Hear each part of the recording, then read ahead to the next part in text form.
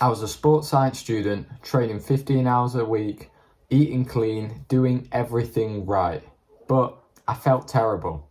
I couldn't sleep, I was losing motivation, and eventually found out that my testosterone was dangerously low. Turns out I was deep in something called REDS, Relative Energy Deficiency in Sport, and I had absolutely no idea. If you're an endurance athlete, this could also be happening to you. So here's my story.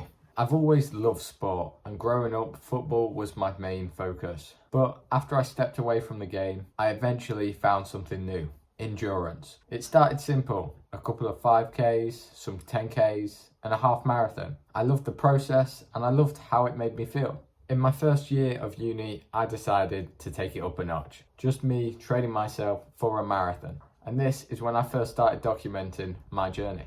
My weekly mileage got up to 90 kilometers, something that I'd never done before. Physically, I was fitter than I'd ever been, but mentally and emotionally, I was falling apart. I was constantly exhausted. I'd wake up early, feel tired all day, and then struggled to stay asleep at night. My mood plummeted, I lost interest in socializing, relationships felt like a chore, and I generally just started to isolate myself. I didn't know this at the time, but these were all warning signs. Still, I pushed through and I finished my marathon in a proud time of 2 hours 53. However, shortly after, I picked up an injury, and what should have been a few weeks of rehab with some proper rest and recovery turned into 5 months of very slow and frustrating recovery. I kept hammering away at the bike to try and stay fit, but I was running myself into the ground. Poor sleep, underfueling, minimal rest, and zero structure. Finally, in January 2025, I eventually got back into running and immediately started a prep for a new challenge, a 70.3 distance triathlon.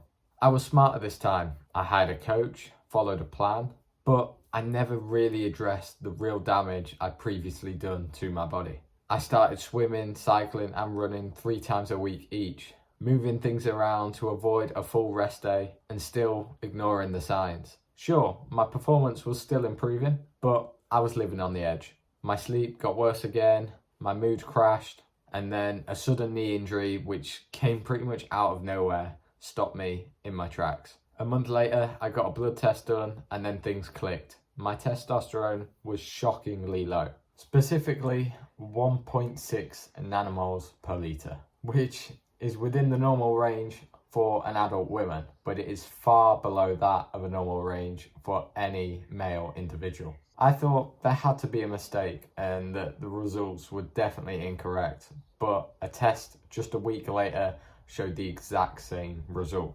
That is when I finally realised that I was in REDS, and in fact that I'd been deep in it for over a year. Relative energy deficiency in sport, otherwise known as REDS, happens when your energy intake can't keep up with how much you're burning. Not just for a day or two, but over months and potentially years. Your body basically goes into survival mode and starts limiting the amount of energy used for cell maintenance, thermoregulation, growth, bone development, and reproduction. Common signs and symptoms are poor sleep, low mood, lack of energy, an increase in injuries or illnesses, hormone disruption, and weight loss. Now, I experienced all of these, apart from significant weight loss, which is what makes REDS so hard to establish. I thought you could only be in an energy deficit if you were losing weight, but as I reached my lowest weight of 120 pounds at just 168 centimeters, it was likely that my body now had little weight left to lose. And so it was forced to shut down other processes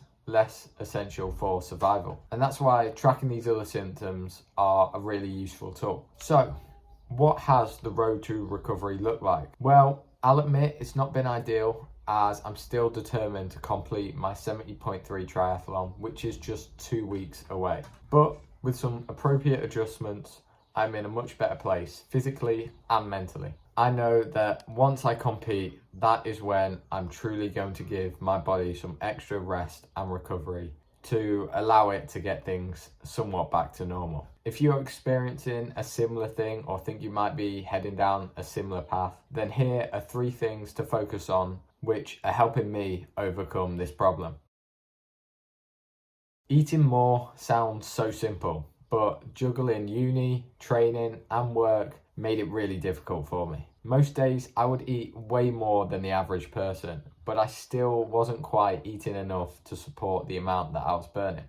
The first step, I started tracking everything, both my intake and my output. I set a baseline of 2,500 calories and then added any active calories that my watch recorded through my general physical activity and my training. I then started tracking my weight daily, and when the weekly weight didn't change, I added 100 calories. For the first few weeks, nothing happened, so I ended up increasing my maintenance to 2,800 calories until I finally saw a healthy gain of half a kilo a week. So I'm now at 2,800 calories plus my active calories, which means on some days I'm eating over 4,000 and maybe even up to 5,000 calories a day. The hardest part is staying consistent. So I also started planning my meals the night before using Chronometer, an app similar to MyFitnessPal, but you get additional insights into the micronutrient content as well. I would plan 5 meals each day, and it took the whole guesswork of what and when I'm going to eat out of the equation. Some go-to staples were eggs and potatoes, chili, pasta, and smoothies when I didn't really have much of an appetite. Another lesson I learned from this is front load your calories. Don't wait until 9 p.m. to eat 1,000 calories. Trust me, that's a battle you won't always win. So start the day on a positive front and get some good quality calories in the morning for breakfast. When I couldn't fuel enough to meet my training load, I realised reducing training was essential for my recovery. When I got my sudden knee injury, I immediately swapped all my run workouts for bike workouts. But stacking VO2 intervals and long rides back to back to back was a recipe for disaster. And it only pushed me deeper into fatigue and overreaching. Balancing all of uni, work and training meant I typically skipped rest days by moving sessions around just so I could get them ticked off. Sessions became more unproductive, and to be honest, I woke up just dreading them, really. And like I say, I lost motivation to train. It wasn't until that my knee got even worse that I finally took 2 full rest days. And that is when my mindset shifted. Now, I prioritize 1 full rest day each week. I also limit my training to key sessions, such as thresholds and long rides. And I remove the junk volume where necessary. Strength work stayed within my plan, but short and focused. Not taking everything to failure, but still pushing hard, 1 to 2 reps shy of it, and focusing on big compound lifts. So less volume, but more intent. Juggling uni, part-time work, and heavy training left me chronically stressed. And I'll be honest, I did not manage it well. I bought into the no days off mindset and I neglected my own well-being. Thankfully, a month ago, I finished my second year, left my job, and moved back home with my family for summer. That shift removed a huge amount of pressure. Within a week, my sleep improved significantly. Fewer wake-ups and much better rest. Interestingly, that first week back, I noticed daytime fatigue, but it was likely my body finally relaxing after months of being on high alert. This reset made it clear to me that I need better stress management when I do return to my studies and work.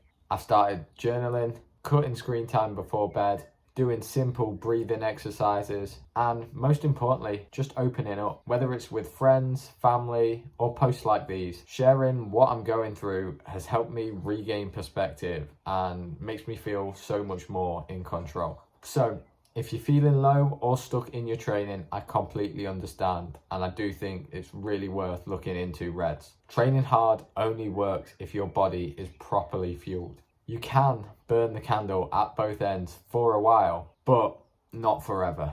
I strongly recommend tracking performance, but also your mood, your sleep, libido, and general motivation. If things feel off, then a blood test or tracking your intake versus expenditure can give you a much clearer insight. I do think this issue is more common than we think. Even with over 3 years of training experience, I didn't see this coming. And I have learned so much from this process. Hopefully, by sharing this, it can help someone else out there. And if you do have any questions, feel free to ask in the comments below. And as always, thank you for watching.